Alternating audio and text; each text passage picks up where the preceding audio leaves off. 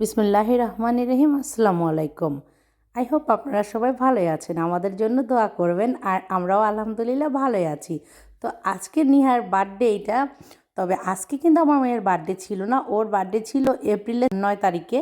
So এখন হচ্ছে এই ব্লগটা আমি শেয়ার করছি, একটু দেরি হয়ে গেল।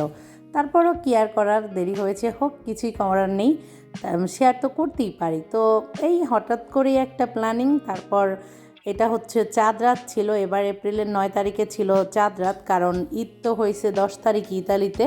সো ওই হিসেবে আনন্দটা না দ্বিগুণ ছিল। চাঁদ রাতে তো এমনিতেও একটু ভালো লাগে। করছি নিহার জন্য হয়েছে পছন্দ করে, আর আমি চেষ্টা করি আমাদের ফ্যামিলিতে মানে যে যেটা পছন্দ করে তার স্পেশাল ডেগুলোতে ওই একটা আইটেম রাখার জন্য। সো ওই হিসাবে পুডিং আর হচ্ছে কেক, ভাবলাম পুডিংটাও কাটতে পারবে, ভালো লাগবে। বাচ্চা মানুষরা হয় কি কাটিং করতে বেশি লাইক করে। সো ওই হিসাবেই হচ্ছে করা। তো কেমন হলো ঘরোয়া আয়োজন, ছোট্ট আয়োজন। আর সবাই উইশ করবেন নিহাকে। আল্লাহ হাফেজ, ফলো মাই পেজ। আর আমার বাচ্চাদের জন্য অবশ্যই দোয়া করবেন, মাশাল্লাহ বলবেন।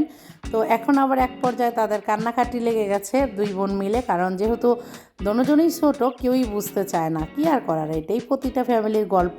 এটা ছিল আবার ঈদের দিন ঘুরতে গেছি। আল্লাহ হাফেজ।